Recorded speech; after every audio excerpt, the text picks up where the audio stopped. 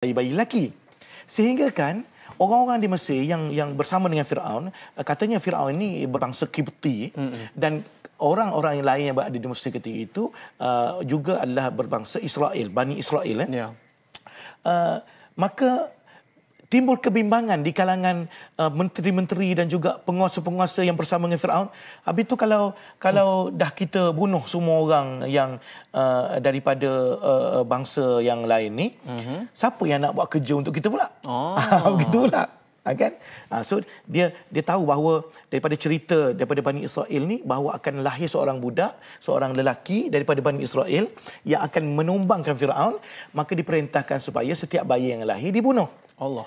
Tapi Bani Israel ini adalah dikatakan sebagai pekerja-pekerja, golongan pekerja bagi kerajaan Firaun yang berbangsa Kipti. Jadi kalau dah semua orang Bani Israel kita bunuh, siapa yang nak jadi kuli kita? Dia cakap macam tu kan? Maka timbullah polisi baru lepas tu, kita bunuh setiap 2 tahun. Tahun ni kita bunuh, tahun depan cuti. Bayi yang lahir tahun depan, selamat. Tahun lusa, tahun lepas tu, bunuh. Tahun selepas tu pula, selamat. Dia buat gitu supaya tidaklah setiap tahun budak lelaki mati.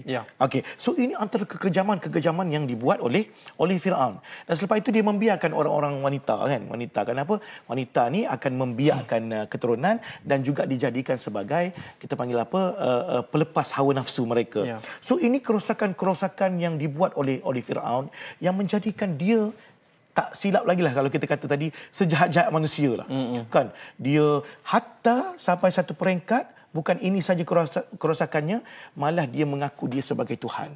So ini sedahsyat-dahsyat kerosakan. So inilah benda yang kalau kita mahu mengambil ibrah, mahu mengambil pengajaran, mungkin juga berada dalam diri sebahagian daripada kita.